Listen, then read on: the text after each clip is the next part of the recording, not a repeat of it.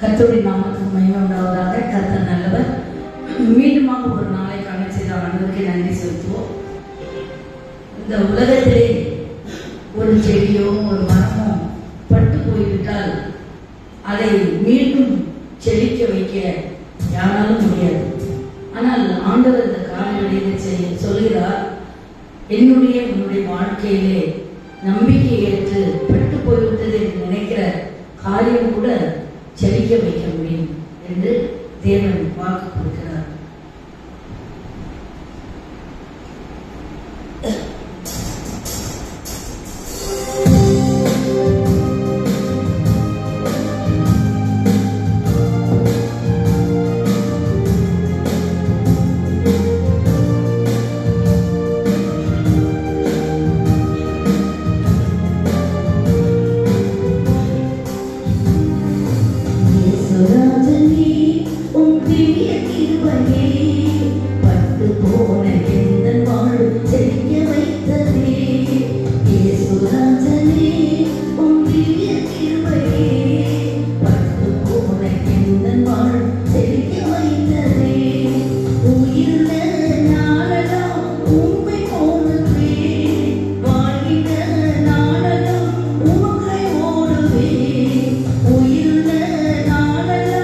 உம்மை உயர்த்துவே வாழ்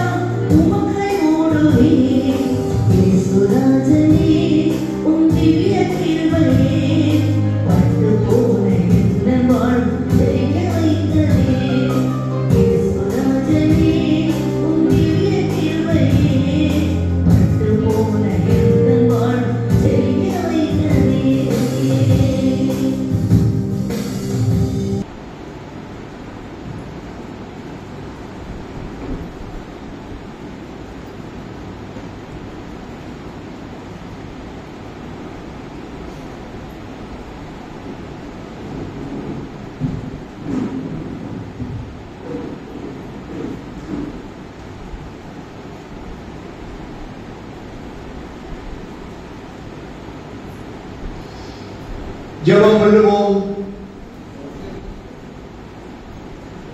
தேவ சமூகத்திலே நம்மை தாழ்த்தி ஜெபிப்போம். அன்புடைய ஆண்டவரே, பரிசுத்த பிதாவே, இதோ இந்த 40 நாள் வேத ஆராய்ச்சியிலே எங்களை கொண்டு வருவதற்காக நன்றி செலுத்துகிறோம். இதில் கலந்து கொள்ள வந்து கொண்டிருக்கிற மக்களை சீக்கிரமாக அழைத்து வரும்படியாக வேண்டுகிறோம். வர தடைப்பட்டவர்களை வருகிற நாட்களிலாவது அழைத்து வரும்படியாக வேண்டுகிறோம். இப்பொழுது கூட வந்திருக்கிற எங்களோடு கூட நீ திட்டவட்டமாகவும் தெளிவாகவும் வேதத்தில் சக்திகளை மறைப்போரை வெளிப்படுத்தி விலக்கி காட்டி எங்களை ஆஸ்வதிக்க முடியாத வேண்டுகிறோம். எம்மாவுக்கு போன சீசைகளோடு கூட நீ கலந்து கொண்டு வேத வாக்கியங்களை விலக்கி காட்டின பொழுது அவர்களுடைய இறுதியங்கள் கொழுந்து விட்டு எரிந்தது போல இந்த நேரத்திலும் எங்கள் இறுதியங்களும் கொழுந்து விட்டு எரியும்படியாக கிரியை செய்யும்.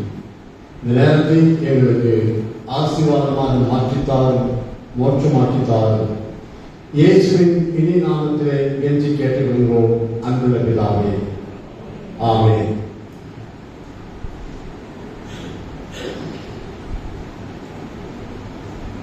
யாத்திராகமம்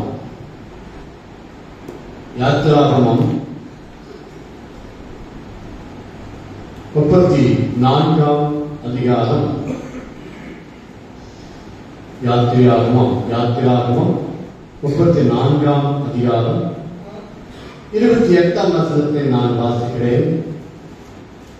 அங்கே அவன் அப்பம் புசியாமலும் தண்ணீர் குடியாமலும் இரவும் பகலும் 40 நாள் கர்த்தரோடு இருந்தான்.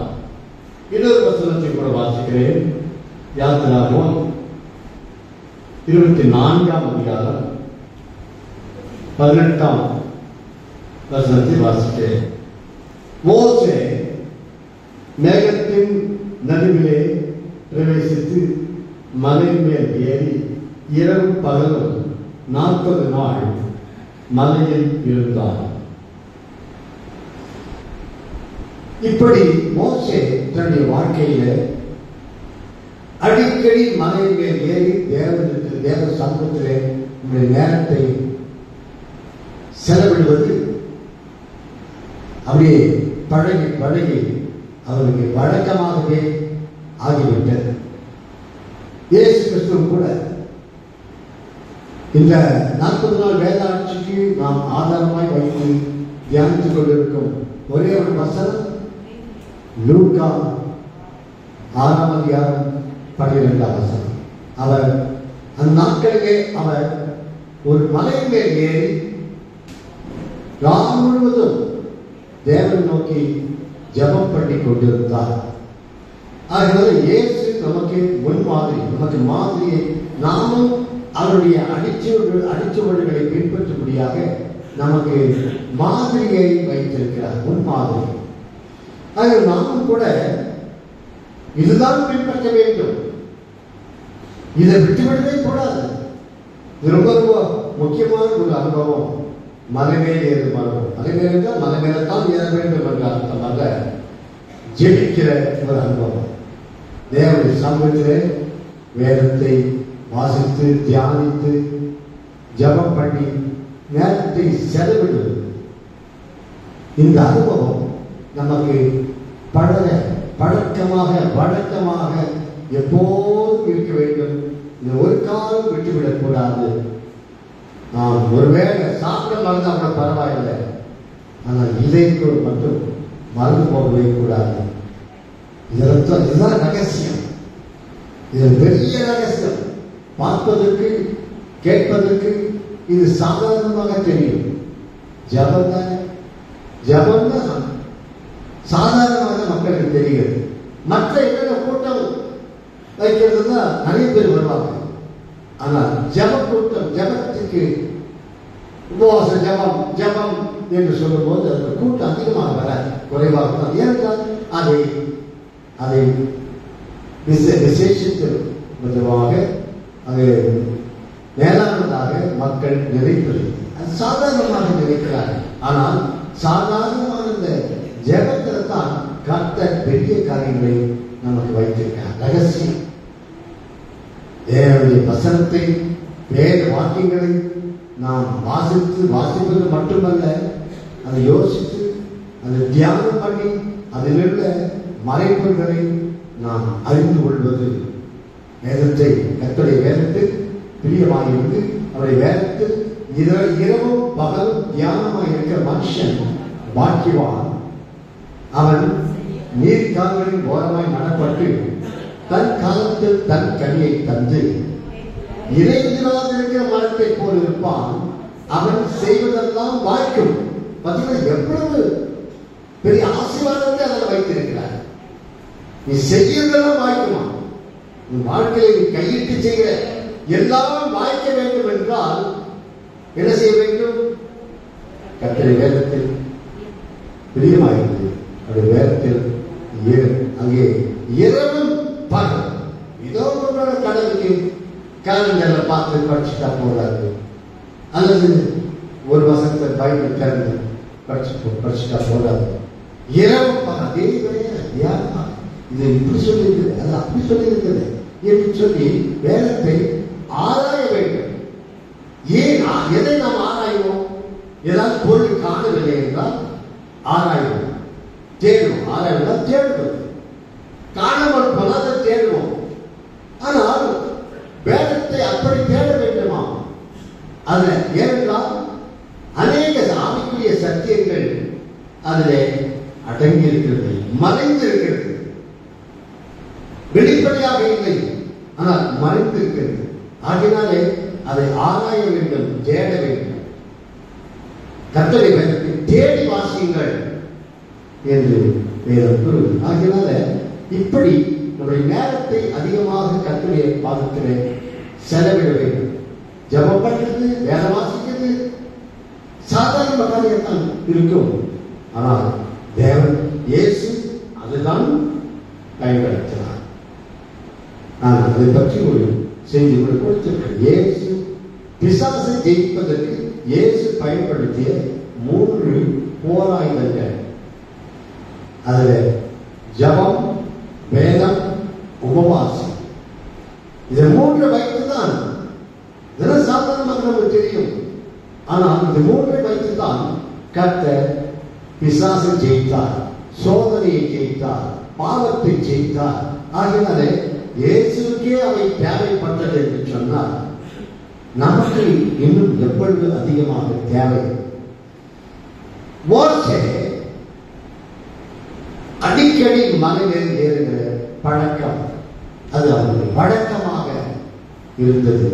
நம்முடைய வாழ்க்கை அதை ஒரு வழக்கமாக வைத்துக் கொள்ள வேண்டும். மோசே இப்படி அடிக்கடி மலையில் ஏறி நேரத்தை செலவிடும் பழக்கம் இருந்ததினாலே மோசைக்கு என்ன லாபம்? மோசைய வாழ்க்கையில் என்ன நடந்தது? மலைகளை ஏறுவான், கீழே வருவான், வந்தா ஜனங்க ஒரே பாடாமட்டிருப்பாங்க. தேவன் விரோதமாக, மோசை விரோதம் முறுமுறுப்பாங்க. தண்ணியில் முறுமுறுக்கிறாங்க, அப்பையில் முறுமுறுக்கிறாங்க. அங்கே இறைச்சி கறி இல்லை என்று முறுமுறுக்கிறார்கள். அங்கே இவர் முறுமுறுக்கிற கேட்டு மோசைக்கு கோபம், அடிக்கடி கோபம் வந்துவிட்டது. தேவனத்தில் தான் வருகிறான், மனைவியில் தான் வருகிறான், தேவனத்தை ஜெபம் பண்ணி தேவனத்தை பேசிவிட்டு தான் வருகிறான். கீழே வந்தா மக்கள் அவரை கோபப்படுத்தி விடுகிறார்கள். ஆகவே தண்ணி கசப்பா இருந்ததுன்னு சொன்னாங்க, முறுமுறுத்தார்கள். மோசை விரோதமாகவும் தேவன் விரோதமாக முறுமுறுத்தார்கள். ஆகவே அவர்கள் ஆண்டவர் சொன்னார், ஒரு மரத்தை இருக்கிறத போடு, தண்ணீரை போடு என்று சொன்னார். மரத்தை தூக்கி போட்டார். அந்த கசப்பான தண்ணி மதுரமாகி விட்டது. அந்த மரம் இயேசுவை குறிக்கிறது. சிலுவை மரம். கசப்பான வாழ்க்கை, நம்முடைய வாழ்க்கை எப்பேற்பட்ட நிலைமையில் இருந்தாலும் வாழ்க்கையை கசப்பு விட்டது, கசப்பாகி விட்டது. இந்த உலகத்தில் வாழ்வதை விட சாவது மேல் என்று அநேகர் சொல்வதை நான் கேட்டிருக்கிறேன். ஆகினால அப்படிப்பட்ட வாழ்க்கையை கூட மதுரமான ஒரு வாழ்க்கையாக மாற வேண்டும் என்றால் நான் சிலுவையின் மரத்தடையை நான் வர வேண்டும். அப்படியாக செய்தால் அது மதுரமாகிவிட்டது. மண்ணின் தண்ணீரை முறுமுறுத்தார். ஆண்டவர் எவ்வளவு அற்புதமாக நடத்தினார், எவ்வளவு எகிப்திலிருந்து எவ்வளவு அற்புதமாக வழிநடத்திக் கொண்டிருக்கிறார். சிறந்த சமுத்திரத்தை இரண்டாக பிளந்து அங்கே வழிநடத்தினார். எவ்வளவு அற்புதமாக கர்த்தர் வழிநடத்தி கொண்டு வருகிறார் என்பதை மக்கள் மறந்து போகிறார். மறந்து அடிக்கடி எவ்வளவு பெரிய காரியம், எவ்வளவு காரியங்கள் ஆண்டவர் செய்திருக்கிறார். மக்கள் மறந்து போகிறார்கள். மறந்து போன தண்ணி இல்லை. மோசேக்கு ஆண்டவர் சொன்னார், கண்மலை அடி என்று சொன்னார். அப்பொழுதும் அங்கே ஜனங்கள் முறுமுறுத்தார்கள். மோசே விரோதமாக, தேவனை விரோதமாக எதிர்த்து நின்றார்கள், முறுமுறுத்தார்கள். அப்போ மோசேக்கு கோபத்தை உண்டாக்கினார்கள். கர்த்தர் சொன்னபடி கண்மலையை அடித்தான், தண்ணீர் வந்தது. அப்போது அவர்கள் உணர்வு வந்ததா, கர்த்தர் இப்படி அற்புதங்கள் நம்முடைய வாழ்க்கையில் எவ்வளவு செய்திருக்கிறார். நாம் மறந்து போகிறோம். அடிக்கடி கர்த்தருக்கு அங்கே அவிசுவாசம் கொடுக்கிறோம். அவர்கள் மறந்து போகிறோம். அவரை விட்டு விலகி விடுகிறோம். நன்றி இல்லாதவர்களாக போய்விடுகிறோம். கர்த்தர் வசனம் சொல்கிறது, நன்றி அறிதல் உள்ளவர்களாய் இருங்கள்.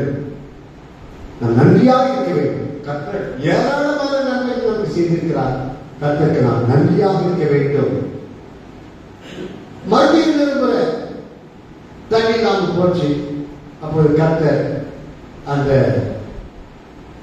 கண்மலை பார்த்து பேசு என்று தான் சொன்னார். அடிக்க சொன்னார். முன்னர் அடிக்க சொன்னார். அது பேசு என்று சொன்னார். பேசு என்று சொன்னால் இவன் கோபத்தில் இந்த மக்கள் இப்படிலாம் பண்ணாங்களே, கோபத்திலே ஆத்திரப்பட்டு கோபப்பட்டு ரெண்டுமே அடிச்சுட்டான். கண்மலை அடிச்சுட்டான். அதனால என்ன ஆண்டவர் சொல்லிட்டார், நீ இப்படி என்னை பரீட்சை பார்த்தபடி நான் அங்கே பாலும் தேனும் ஓடுகிறது காணல் தேசத்திலே நீ பிரவேசிக்க மாட்டாய், பிரவேசிக்க மாட்டாய் என்று சொல்லிவிட்டார். அதனால மோசே பர்வதத்துக்கு வரமாட்டான் என்று நாம் நினைத்துக் கொள்ளக்கூடாது. மோசே பர்வதத்தில் இருக்கிறார். மோசே இயேசு மறுரூப வகையிலே ஏறி மறுரூபமானார். அந்த நேரத்தில் மோசையும் எலியாவும் வந்திருக்கிறார்கள். அதோடு அவர் ஆண்டவர் அவரை மன்னிக்காமல் உலகத்தை தண்டித்து விட்டார், அவன் பர்வதத்துக்கு வரமாட்டான் என்று நாம் நினைத்து விடக்கூடாது. நாம் தேவனையும் மனிதன் அசுத்தவான். அந்த அது மட்டுமல்ல, மலை மேல இருந்து 40 நாள் இருந்து கீழே வந்து பார்த்தா மக்கள் விக்கிரகங்களை செய்கிறார்கள். அப்பொழுதும் மக்கள் அங்கே மோசேக்கு கோபம் ஊட்டினார்கள். தேவனுக்கு கோபம் ஊட்டினார்கள், மோசேக்கு கோபம் ஊட்டினார்கள். கற்பனைகளை எடுத்துக்கொண்டு கீழே இறங்கி வருகிறார். அங்கே எல்லாரும் குடித்து வெறித்து ஆட்டம் போட்டு விக்கிரகாரத்தை கல்விக்குட்டி உண்டாக்கி விக்கிரகாரத்தை செய்து கொண்டிருந்தார்கள். மோசேக்கு கோபம் வந்து விட்டது. கர்த்தர் எழுதி கொடுத்த, கர்த்தர் எழுதி கொடுத்த அந்த கற்பலகைகளை அப்படியே கீழே போட்டு கோபத்தில் கீழே போட்டு அப்படியே உடைத்து விட்டான். அவன் கூட அப்படித்தான் செய்யும். அநேக நேரம் கோபத்தில் என்ன செய்யறது தெரியாது, செய்யப்படாத காரியங்களை கோபத்தில் செய்து விடுகிறோம். மோசே அப்படி கோபப்பட்டான். அந்த கல்லுக்குட்டியை நெருப்பில் போட்டு எரித்து பஸ்மமாக்கி சுட்டெடுத்து பஸ்மமாக்கி அதை பொடியாக அரைத்து தண்ணீரை கரைத்து ஜனங்களை தலை அமுக்கி குடிக்கிறான் என்று சொல்லி அந்த அளவுக்கு மோசேக்கு கோபம் வந்து விட்டது. தேவனுடைய மனிதன் பரிசுத்தவான் தான். அப்படி கோபம் வந்து இப்படிப்பட்ட கோபக்காரரை கர்த்தர் என்ன சொல்கிறார் தெரியுமா? என்னாகும் 12ஆம் அதிகாரம்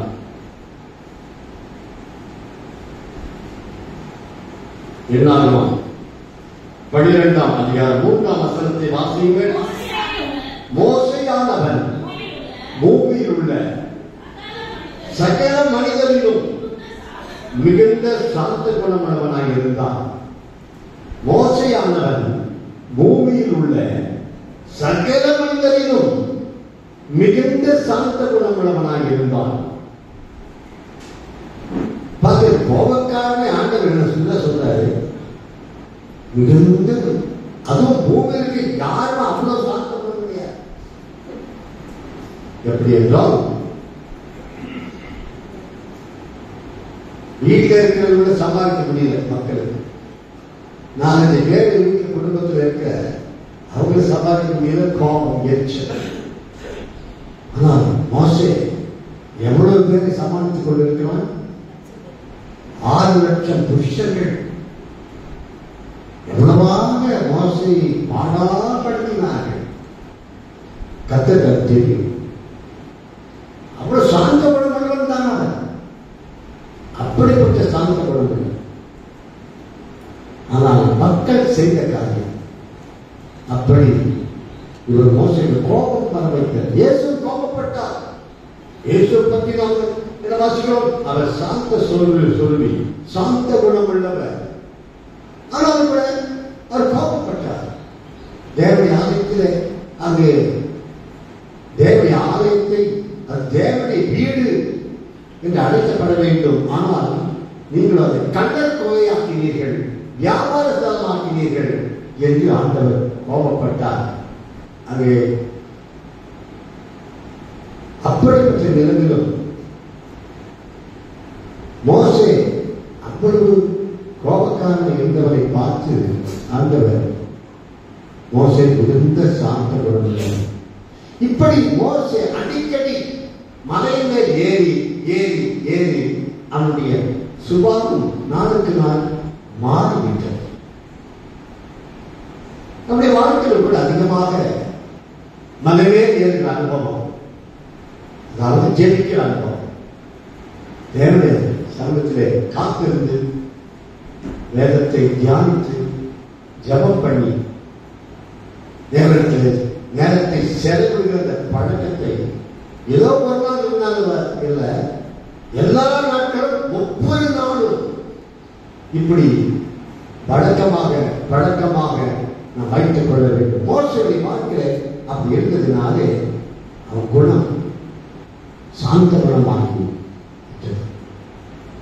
பூமியில் உள்ள மோசையானவன் பூமியில் உள்ள சகல மனிதர்களும் மிகுந்த சாந்த குணமுள்ளவனாக இருந்தான்.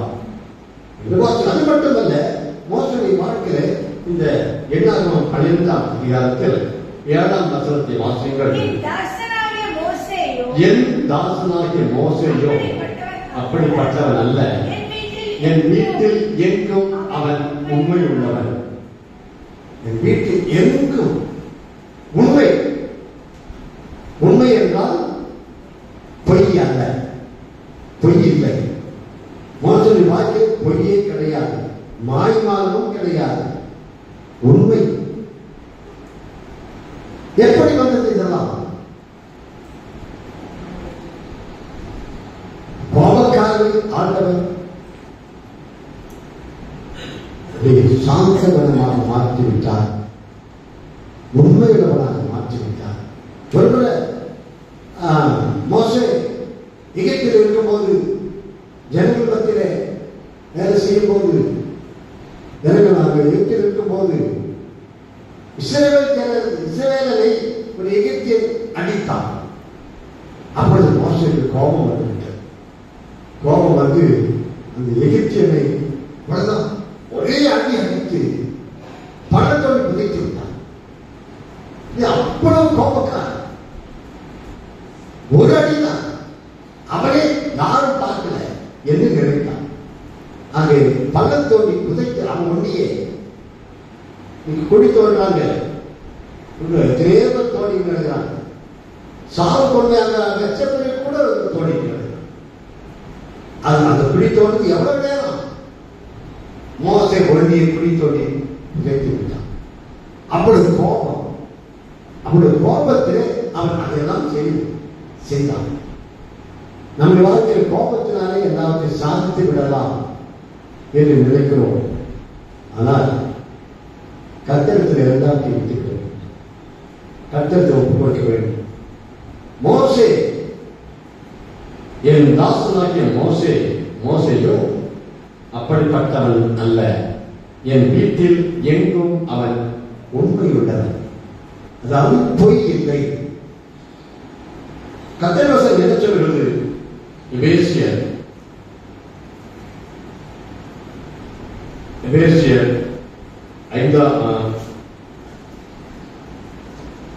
4ஆம் அதிகாரம் 25ஆம் வசனத்தை வாசிங்கள். அன்றியும் நாம் ஒருவருக்கொருவர் அவயங்களாய் இருக்கிறபடியால் பொய்யை கலைந்து அவனவன் பிறருடன் மெய்யை பேச கடவன்.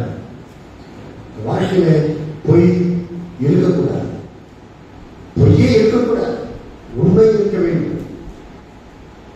அதனால நம்முடைய அநேக பொய் சர்வசாதாரணமாக வருகிறது.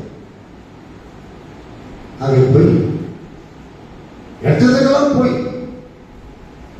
சாதாரண காலத்துக்கெல்லாம் பொய். பொய் சொல்லாமல் அவனால் இருக்க முடியாது. அவர் வாழ வருவதெல்லாம் பொய் தான். இப்படி அநேகர் இருக்கிறார். கர்த்தர் வசனம் நமக்கு போதிக்கிறது, பொய் பேசக்கூடாது. எங்க அப்பா நான் சின்ன பையனா இருந்தப்போ, இந்துக்களாக இருக்கும் போதே எங்க அப்பா எனக்கு சொல்லிக் கொடுத்தது என்னவென்றால் பொய் பேசக்கூடாது. பொய் என்பது விஷம் என்று எங்க அப்பா சொல்லுவார். எங்க அப்பாவுக்கு பயம் தெரியாது. அப்பதான் இந்துக்கள் ரட்சிக்கப்பட்ட பிறகு எங்க அப்பா ஆண்டவரை ஏற்றுக்கொண்ட பிறகு எப்போது இரவு பார்க்கணும் பைபிள் படிச்சுட்டே இருப்பார், வேதம் கையுமா இருப்பார், எப்போது படிச்சுட்டே இருப்பார். ஆனால் இந்துக்களா இருக்கும் போது எங்க அப்பாவுக்கு பைபிள் தெரியாது, பைபிள் படிச்சதும் கிடையாது. ஆனால் அவர் எனக்கு சொல்லிக் கொடுத்தார், பொய் பேசக்கூடாது. பொய் என்பது ஒரு விஷம். விஷம் என்றால் அந்த பொய் நம்மை கொன்றுவிடும். எங்க கொன்றுவிடும்? பொய்யர் அனைவரும் 2ஆம் மரணமாகிய அக்கினியும் கந்தகம் எரிகிற கடலிலே பங்கடைவார்கள். பொய் பேசவே கூடாது, எப்பொழுதும் பேசக்கூடாது. சிலர் நினைக்கிறாங்க, சில முக்கியமான காரியத்தை சொல்லலாம், பொய் சொல்லலாம் என்று நினைக்கிறாங்க. அப்படிலாம் கிடையாது. எப்பொழுதும் எந்த சந்தர்ப்பத்திலும் எந்த காரியத்துக்காகவும் பொய் சொல்லவே கூடாது. எங்க அப்பா அப்படி சொல்லி கொடுத்ததுனாலே எந்த காரியத்தையும் பொய் சொல்றது கிடையாது. எவ்வளவு அதனால எவ்வளவு லாபம் வந்தாலும் சரி பொய் சொல்வது கிடையாது. ஒரே ஒரு பொய் சொல்லுவதனாலே, ஒரே ஒரு பொய் சொன்னால் கோடி கோடியா பணம் கிடைக்கிறது என்று இருந்தாலும் நான் என்னுடைய வாழ்க்கையில ஒரு சின்ன பொய் கூட சொல்வது கிடையாது. அப்படிப்பட்ட பணம் நமக்கு தேவையில்லை. ஆகினால என் அப்பா எனக்கு சொல்லிக் கொடுத்தது அப்பொழுதே நான் இந்துக்களா இருக்கும் போதே அதில் நான் பழகிவிட்டேன். ஆகினால உங்கள் வாழ்க்கையில பொய் சொல்லவே கூடாது. உங்கள் வாழ்க்கை பொய் நரகத்தை கொண்டு போய் சேர்த்து விடுறது. அதனால நாம் உண்மையுள்ளவர்களாக இருக்க வேண்டும். உண்மைதான், உள்ளதை உள்ளதென்றும் இல்லது இல்லதென்று சொல்லுங்கள். அதனால தலையே போடுமா போட்டோம். நீ ஒரு பொய் சொல்லி நரகத்தில் போவதை விட தலை போட்டோம் பகவத்தில் போய் சேர்ந்தாமே. எதுக்கும் பொய் சொல்ல வேண்டிய அவசியம். சில சொல்றாங்க, பொய் சொல்லாம எப்படி சார் வியாபாரம் செய்வது? பொய் சொல்லாம வியாபாரம் செய்ய முடியாது என்று நீங்க சொல்லுகிறார். முடியும் முடியும். உண்மையை சொல்லு, உள்ள இருக்கிற விலையை சொல்லு, நியாயமான விலையை சொல்லு. பொய் சொல்லி வியாபாரம் பண்ண வேண்டிய அவசியம். பொய் சொல்லாம எப்படி சார் வாழ்வது? வாழ முடியும். வாழவே நான் வாழறேன். பொய் சொல்லாம வாழ முடியும். ஆகையால பொய் வாழ்க்கையில சொல்லவே கூடாது. மோசே அந்த உண்மை அந்த வாழ்க்கையை இந்த 3 குணங்கள், முதலாவது மோசேயின் வாழ்க்கையில் காணப்பட்டது முதலாவது சாந்த குணம், இரண்டாவது உண்மை, மூன்றாவது குணம் மோசேயின் வாழ்க்கையில பார்க்கிறோம். அதே எண்ணாகும் 12ஆம் அதிகாரம் 13ஆம் வசனத்தை வாசியுங்கள்.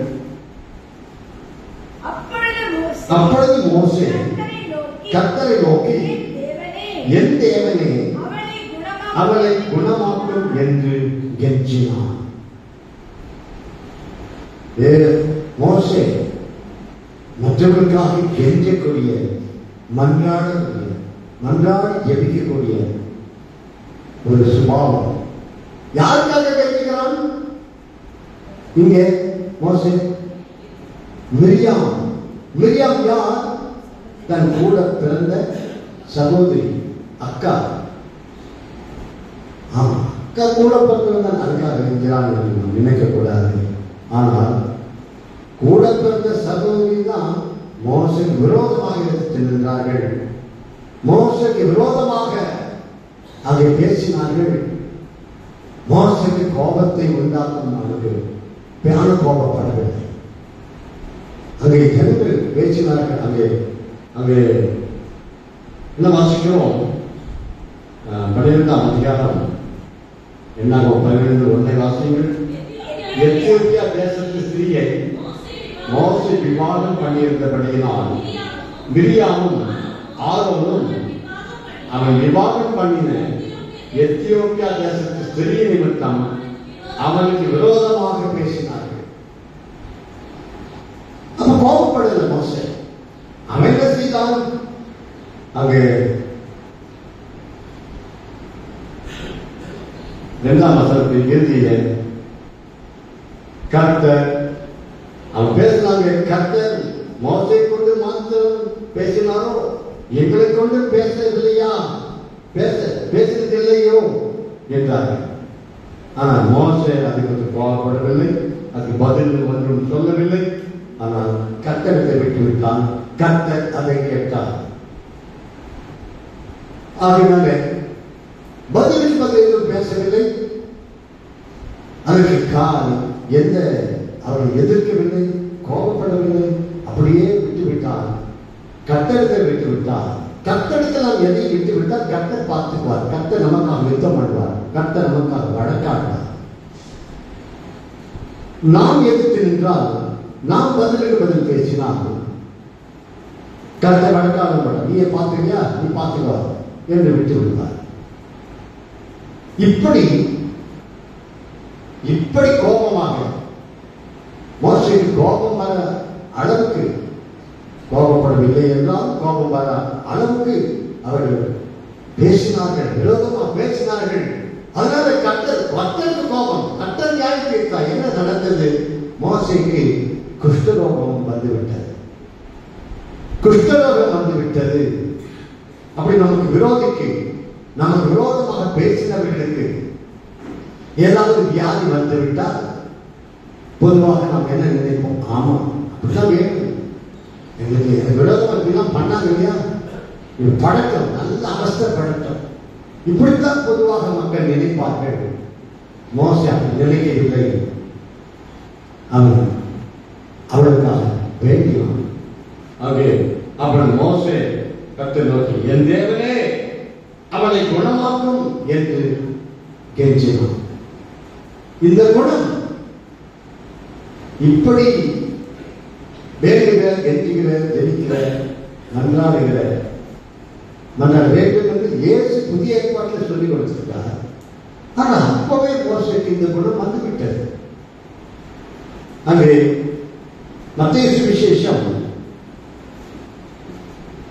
5ஆம் அதிகாரம், மத்தேயு சுவிசேஷம் 5ஆம் அதிகாரம் 44ஆம் வசனத்தை வாசியுங்கள். நான் உங்களுக்கு சொல்கிறேன், உங்கள் சத்துருக்களை சிநேகியுங்கள், உங்களை சபிக்கிறவர்களை ஆசீர்வதியுங்கள், உங்களை பகைத்தவர்களுக்கு நன்மை செய்யுங்கள், உங்களை நிந்திக்கிறவர்களுக்காகவும் உங்களை துன்பப்படுத்துகிறவர்களுக்காகவும் ஜெபம் பண்ணுங்கள். இது மோசே அப்போதே செய்து விட்டார். நம்ம இப்படிதான் செய்ய வேண்டும். வேற வழி இல்லை. நம்ம தேவனுடைய பிள்ளைகள், நாம் பரிசுத்தவான்கள் எல்லாம் இப்படிதான் செய்ய வேண்டும். அப்பதான் நீ பரிசுத்தவான், அப்பதான் நீ தேவனுடைய பிள்ளைக்கு அடையாளம். அதனால அப்படியாக மோசடி வாழ்க்கையில் இப்படிப்பட்ட நல்ல குணங்கள், நற்குணங்கள் எப்படி வந்தது? அவன் அடிக்கடி மலைமேல் ஏறினான். மலைமேல் ஏறி தேவனுக்கு அந்த நேரத்தை செலவிட்டான். ஆகினாலே அவன் குணம் சுபாவை மாறிவிட்டது. கடைசியாக ஒரு வசனத்தை வாசித்து முடிக்கிறேன். அப்போஸ்தலர் நடவடிக்கைகள் புத்தகம் அப்போஸ்தலர் 17ஆம் அதிகாரம் 11ஆம் வசனத்தை வாசியுங்கள். அந்த பட்டணத்தார் என்றால் பெரியா பட்டணத்தார். அந்த பட்டணத்தார் மனோவாஞ்சியாய் வசனத்தை ஏற்றுக்கொண்டு காரியங்கள் இப்படி இருக்கிறதா என்று தினந்தோறும் வேத வாக்கியங்களை ஆராய்ந்து பார்த்ததினால் தெசலோனிக்கேயில் உள்ளவர்களை பார்க்கிலும் நற்குணசாலிகளாய் இருந்தார்கள். நற்குணம் பெரிய பட்டணத்தார் தெசலோனிக்கு உள்ளவர்களை பார்க்கிறோம். தெசலோனிக்கு உள்ளவர்கள் நற்குணசாலிகளாக இருந்தார்கள், நல்லவர்களாக இருந்தார்கள். ஆனால் அவர்களை காட்டிலும் இன்னும் அதிகமாக பெரிய பட்டணத்தார் நற்குணசாலிகளாக இருந்தார்களாம். எதிராக அவர்கள் வேத வாக்கிய வசனத்தை ஏற்றுக்கொண்டு மனோவாஞ்சியாய் வசனத்தை ஏற்றுக்கொண்டு காரியம் இப்படி இருக்கிறதா என்று தினந்தோறும் வேத வாக்கியங்களை ஆராய்ந்து பார்த்ததினால் தெசலோனிக்கேயில் உள்ளவர்கள் பார்க்கிறோம் நற்குணசாலிகளாக இருந்தார்கள். அதுதான் நம்முடைய வாழ்க்கையில் கூட இந்த பழக்கம் வைத்துக் கொள்ளும். மலை ஏறும் பழக்கம், தேவனத்தில் நேரத்தை செலவிடும் பழக்கம், ஜெபிக்கக்கூடிய ஒரு பழக்கம், வேதத்தை வாசிப்பதிலும் ஜெபம் பண்ணுவதிலும் நம்முடைய நேரத்தை செலவிடும் போது நம்முடைய சுபாவம் எல்லாம் மாறிவிடும். கெட்ட சுபாவங்கள் நம்மை விட்டு அகன்றுவிடும். நற்குணங்கள் நம்மை வாழ்ந்து வந்துவிடும். நற்குணசாலிகளாக இருங்கள். அதான் இந்த செய்தியுடைய தலைப்பு. நற்குணசாலிகளாய் இருங்கள். கர்த்தர் இந்த கதைத்தான் நமக்கு கற்பிக்கிறார். கண்களை மூடி கற்றுக் நாம் ஜெபம் பண்ணுவோம். தேவ சமூகத்தில் தாழ்ச்சி கற்றுக்கொண்டு ஜெபிப்போம். உங்களில் யாராவது 2 பேர் சுருக்கமாக கேட்ட சத்தியங்களை நினைவுபடுத்தி நம்மை ஒப்புக் கொடுத்தவர்களாக கர்த்தரோடு ஜெபிப்போம். ஜெபம் பண்ணுவோம்.